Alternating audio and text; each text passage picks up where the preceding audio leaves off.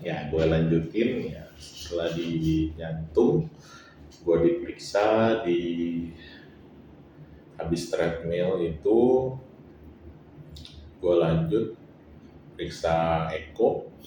Ya seperti biasa orang-orang normal kalau setelah diperiksa eko, di singkat cerita dibilang kesimpulannya fungsi pompa masih normal ya, jadi nggak ada kelainan lah di eko.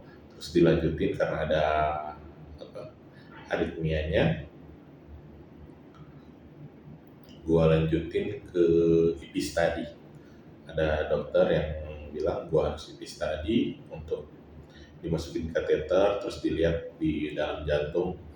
Ya singkatnya kayak gitulah, melihat dengan beban seperti dikasih beban jantung sedemikian mampu atau enggak. Dan setelah dilakukan IP study ya ada ditemukan aritmia, atrial fibrilasi namanya, tapi itu kata dokternya cuma karena terkena kateternya.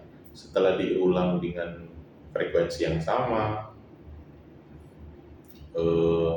nggak terjadi atrial fibrilasi, aman-aman aja. Ya.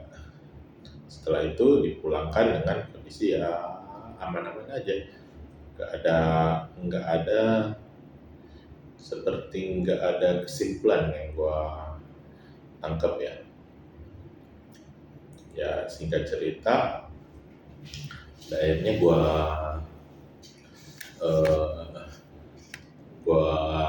lanjut ke psikiater, periksa ke psikiater dan dikasih obat lah, 2 macam obat. Didiagnosa dengan serangan panik dan gua dikasih obat. Awal minum obat ya bisa beraktivitas seperti biasa, walaupun masih ada gejala sedikit-sedikit, masih ada gejala. Gue lanjutin obatnya sampai sekitar 2-3 bulan. Lama-kelamaan gejalanya mulai agak hilang. Tapi kok obatnya belum dihentiin, belum di stop ya.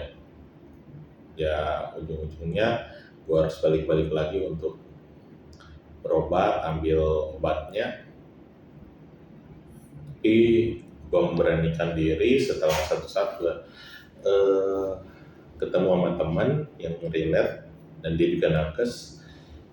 Dia cerita, gue harus ngapain, begini, gue harus anggap ini, setiap gejala yang muncul gue harus anggap ini anxiety, bukan sesuatu yang bahaya. Dan ketika gue muncul gejala, gue harus coba untuk membuat keadaan tubuh gue semakin tidak nyaman.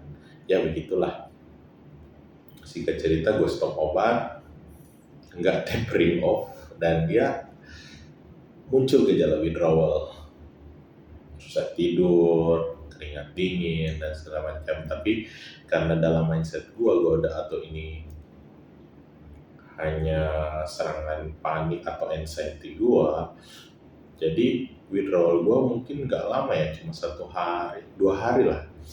Nggak seperti yang gue baca-baca sebelumnya, withdrawal itu agak lama. Tapi yang kena ke gue nggak terlalu lama, karena bersyukurnya ada teman gue yang relate.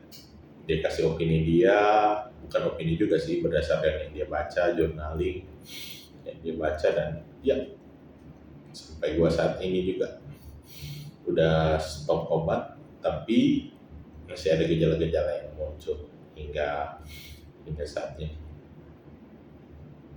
Dan ya kondisi gua naik turun, tapi berprogres dari mulai yang sudah masih setengah mati dengan suatu gejala sampai gua bisa sadar bahwa itu adalah gejala anxiety gua sampai saat ini. Nextnya gua akan buat video mengenai gejala-gejala apa yang gua alamin selama anxiety ini.